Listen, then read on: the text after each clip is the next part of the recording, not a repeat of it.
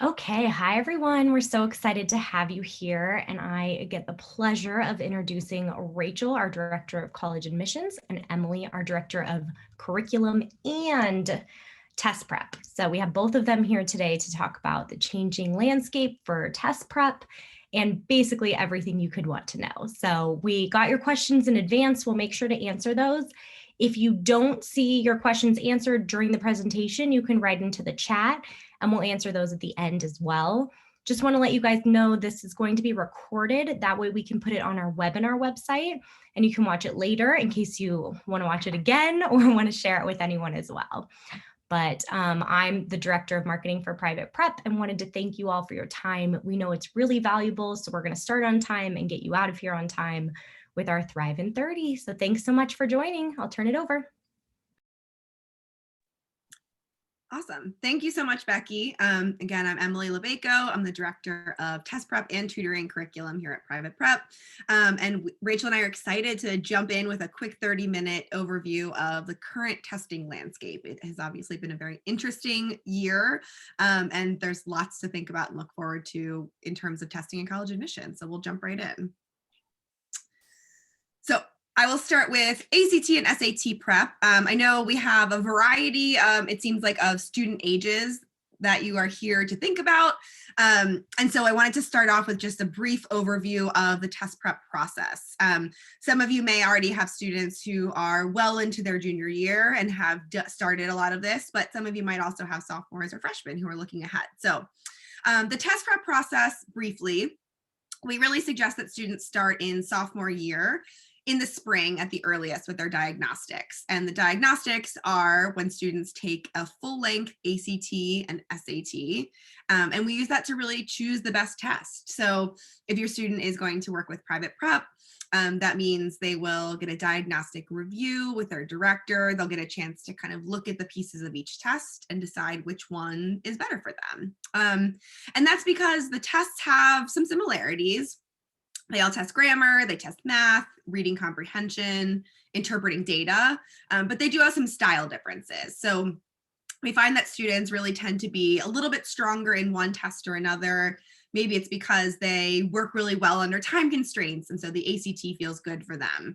Or they like to think a little bit more in depth and they prefer word problems on math. So maybe the SAT is better for them. So we really recommend that students choose a test and stick with it so that they're not bouncing around between the two tests.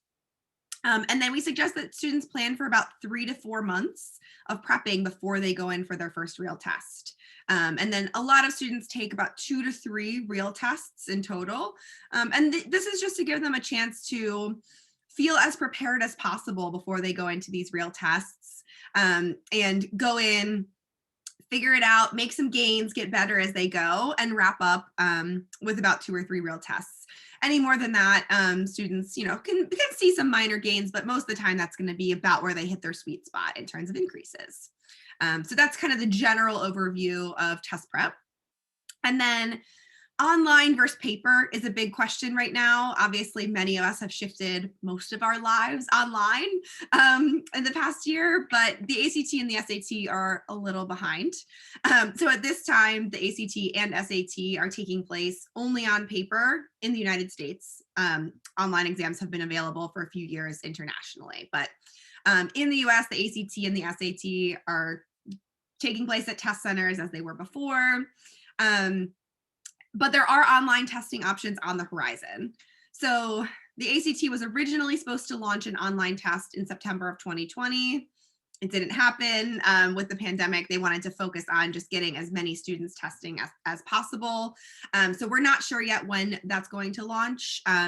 We do know that the ACT is not going to launch an at-home online option this school year. So really, students are kind of sticking with the classic paper format for the ACT. And the SAT as well recently announced in January that they will be building a digital option. We don't know yet whether that means taken at home or in a test center, but still no timeline yet. So lots more information to come. We think that online tests are going to start to be an option, especially those taken in test centers, but just really waiting on a lot more info there. So the good news is even when online tests become available, we really always want students to start by practicing on paper. It helps them to gauge their content knowledge, work on strategies without that extra dimension of online testing. And then as online tests become available in the future, students will pretty easily be able to shift from paper to online with just a couple of shifts and getting used to the platform. Here at Private Prep, we've built an online test delivery platform. We were ready in September 2020. The ACT was not. So as soon as they say the word, we have online practice tests, we're ready for it. But tests are happening kind of in their classic format would be the big takeaway there. Awesome. And then just a couple updates on where we are right now with the ACT and the SAT. With the ACT, like I said, in-person tests are being offered. There are still some cancellations. Cancellations were pretty widespread at the beginning of the pandemic over the summer, but the situation seems to be improving. For the most part, when students sign up for an ACT, they're able to go take it. The ACT had also planned to launch single section retests, where students could go in and just take the math section or just take a handful of sections. That has also been pushed back and will not be available yet. Still waiting on when that will be. And we are in February, so I needed to update this, but the upcoming tests for the ACT are in April and June, and then there will be one in July. It's not offered in New York, but offered in other places. So we have some upcoming ACT tests that we think students are going to be able to go in and take without too much difficulty. And then the SAT in-person tests as well being offered, same thing. Some cancellations are happening, but for the most part, students are able to go in and take the SAT. And there are tests upcoming in March, May, and June. So lots of opportunities for students who are ready or who have already started to take or continue taking ACT and SAT. Great. So with that general rundown of where we are with testing, a lot of people are wondering, do colleges still care about the test at all in this new test optional world? And how is test optional going? What's happening? Many of the questions that were submitted were about this. We're going to try to cover some of the basics and what we know so far from the data we have so far this year. First, just some basic terminologies just to make sure everyone is armed with this, because there tends to be a lot of confusion about these two terms. Test optional and test blind, you've probably all heard these terms, but there's a big difference between them. Test optional, which is the policy that the vast majority of colleges and universities in the pandemic adopted in response to COVID-19, means that students are welcome to submit testing if they would like to, and if they do, the colleges will evaluate it. Colleges will not penalize the students if they do not submit the testing. Test blind means that a college will not review testing even if a student submits it. This is far more rare, but we did see it this year. Probably the most notable example of this is the entire University of California system, because they get more applications than any system in the country. And we don't know yet how that has panned out because they have not released their decision. So that's a big stay tuned. But also some parts of Cornell University, very confusingly, some parts of Cornell are test optional, some are test blind. That's a fun thing to navigate if you're interested in Cornell. Caltech and a couple other schools are test blind. We don't anticipate a lot of schools following suit there. That is definitely a much more significant undertaking for an admissions office to completely eliminate testing from their review. However, we do expect that most schools, if not all schools that were test optional this year, will remain test optional for the high school class of 2022. A lot of schools have already announced it just to relieve anxiety for students. And we do expect that pretty much everyone will follow suit. The biggest question mark being University of Florida and the Florida state system, which was the notable exception this year that was not test optional. Emily, you can go to the next slide. Thank you. So as we think about the test optional landscape, whether students should apply test optional, who benefits from that, I just want to review the role testing plays in the process to begin with. Testing is a part of a student's academic profile, and it is always secondary to a student's academic performance, to their transcript, which is the holy grail of the admissions process. So the testing is typically there to support or corroborate what is on the transcript. It's more often than not, something that admissions officers, even pre-pandemic, looked at for 5 seconds and said, yep, makes sense with the rest of the student's profile, and served to give them a little more information to help them answer this fundamental question: can the student do the work at my institution? Which is typically, when they're reviewing a file, the first thing they need to determine before they can move on to all the fun, holistic, extracurricular recommendation, all that stuff. So testing previously was not the deciding factor for students. Currently, it is not the deciding factor for students. That doesn't mean that it can't help students in some situations. So Emily, if you want to go to the next slide, just to understand first, so if a student doesn't have testing, what does that mean? How is their file evaluated differently? This is some language. These quotes are directly from Cornell's website. Picked it because I think they are nice and transparent about how it shifts their evaluation.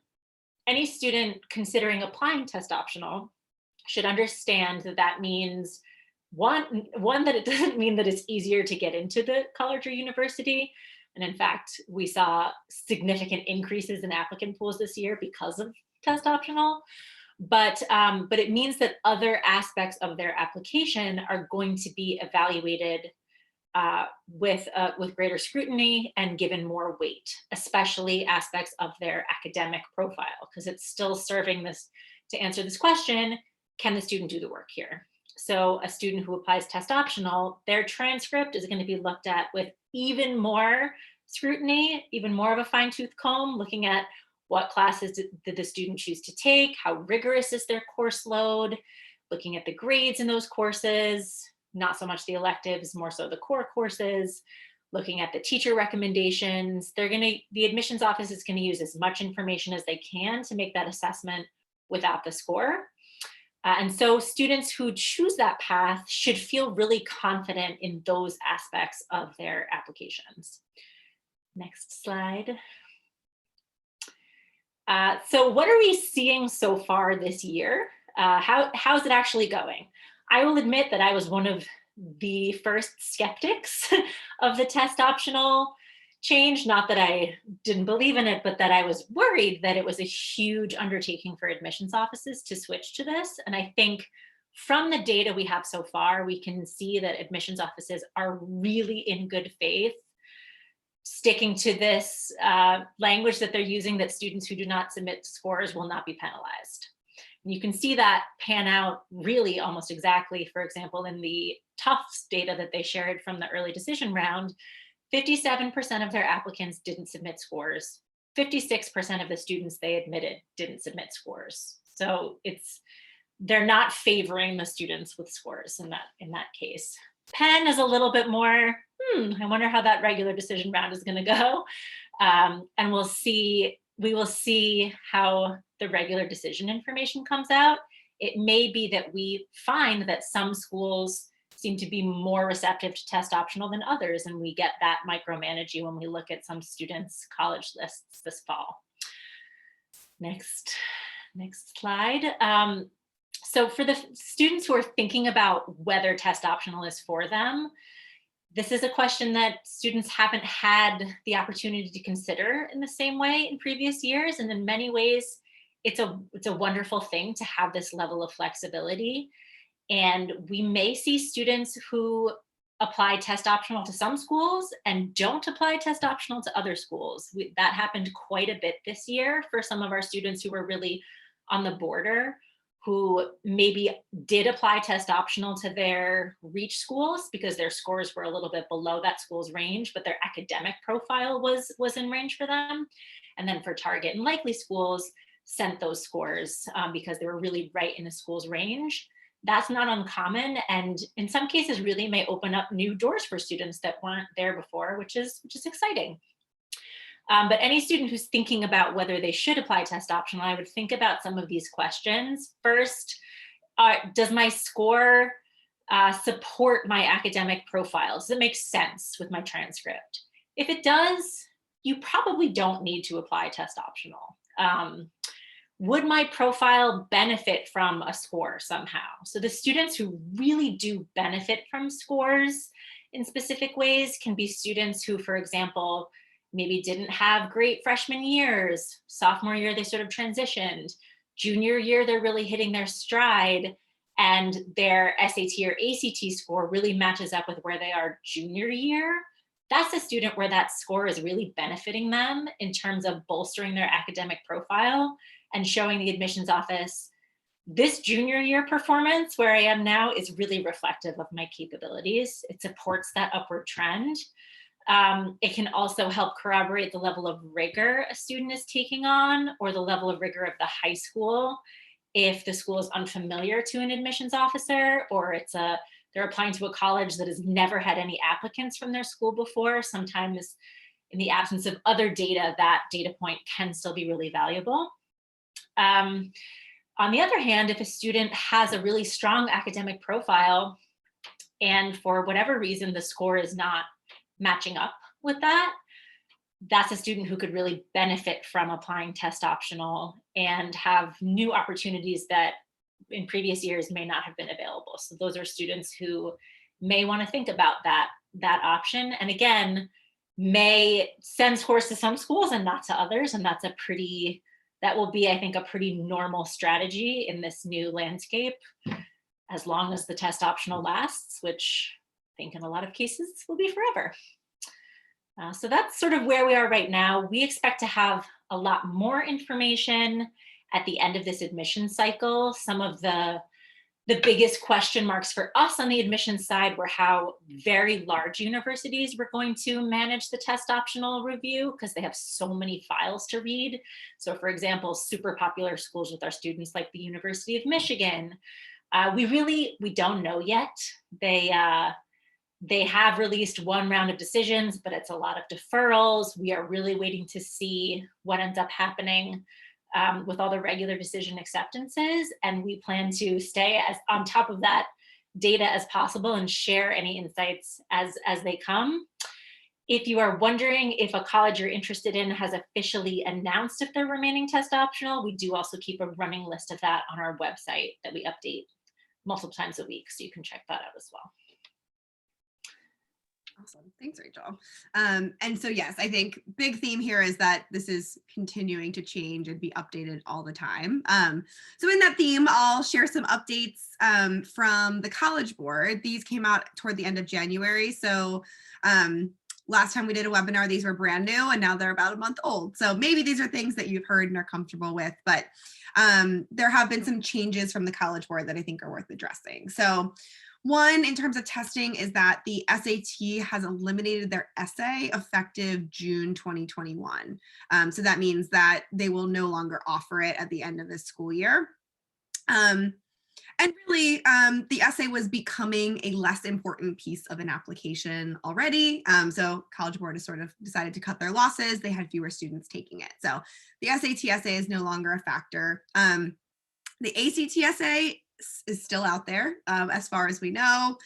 We sort of suspect, just from kind of seeing how the ACT and College Board work alongside each other, we expect that the ACT probably will do the same. But it's nice as students are thinking about test prep and getting ready that the essay is a less important piece than it used to be, or potentially not a piece at all, especially on the SAT. The bigger news is that the SAT has eliminated subject tests. And this is sort of an interesting case for freshmen and sophomores, especially where they're sort of dipping their toes in with some test scores that they might have originally, taken one of those tests at the end of the school year. But the SAT subject tests are now eliminated for US students, and they will be for international students at the end of the school year. So this has some people kind of thinking about AP tests and what this means as we're sort of moving into AP season. And so we are sort of watching the trends that happen with AP tests. I think we suspect that with the SAT subject tests going away, the AP tests may become a more important part of college applications and what schools are looking at for how students are doing. So with the subject tests being eliminated, we do think that, if a student is already in an AP class, they may want to think about, how much time and preparation they're putting in for their exam in May or June. And along those lines, and having to do with this digital delivery, the College Board has announced that AP exams for this spring will be available both in person at schools on paper and also as a digital exam. So there will be 3 testing windows that students can test within, and that those will be decided by schools which window, but they will have test dates in from early May to early June. So we've seen the College Board sort of move in this direction of digital delivery. They will still have full-length AP exams this year, but they can be taken at home digitally if that's what a student's school offers. So like I said earlier, we're looking out as well for this more flexible digital SAT delivery coming up. Lots more to be seen, but students can really kind of streamline what they're thinking about, where they don't have to now worry about APs and SAT subject tests and the ACT or SAT, which we hope will be a net positive for students overall. Great. So, and really what this means for students is that if they are planning for the SAT and they were originally planning on taking it with the essay, the essay is not a big factor here. We want them to stay the course. They can consider dropping their essay. They might want to check with their college counselor about that. But students who are planning for SAT subject tests might want to have that pivot to AP prep if appropriate. So we're definitely not recommending that a student who hasn't been in an AP class this year rush and try and study on their own and sign up for an AP exam. While that's a possibility, it's usually not the best route for students, but they may want to think about the classes that they're taking next year and really just put their all into those APs. So lots of staying tuned. We continue to share these updates. Just like Rachel said with the test optional blog, we have a testing landscape blog available as well. That again, at least weekly and sometimes more depending on the news of the week, we're keeping updated with what's going on with SATs and ACTs, what's going on with AP exams, just to make sure that everybody is up to date on where things are as we continue to navigate.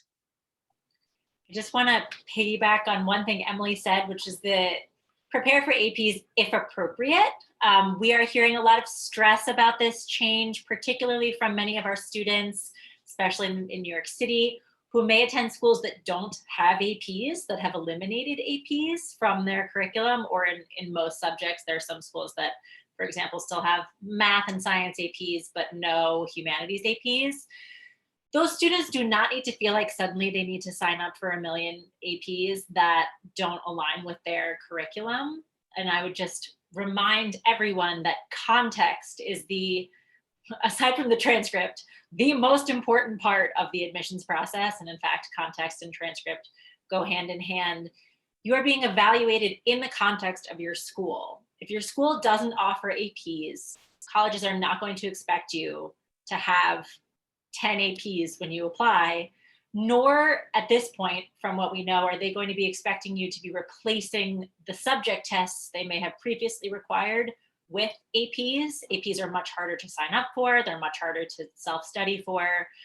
While we don't have a lot of clarity from colleges on exactly how they will view this transition, we really would encourage students to breathe. If your school doesn't offer APs, it's okay. There's going to be plenty of time to consider more thoughtfully what this means for the college landscape, and talk to the folks at your high school about their plans for administering them in the future. If they're not going to, it's okay. That's the context you're going to be evaluated in. That's it. Awesome. Thank you both. I'm looking in the chat and the Q&A and don't see any questions yet. So we'll give it a few more seconds if anyone has any other questions. Otherwise, you can always reach out to your directors. We're here for you. And yeah, we just really appreciate you sharing your time with us. And thank you, Emily and Rachel. We really appreciate your guys' guidance. Things are changing daily, so we appreciate your updates and keeping us informed. Awesome. Well, thanks so much, guys. Have a great night.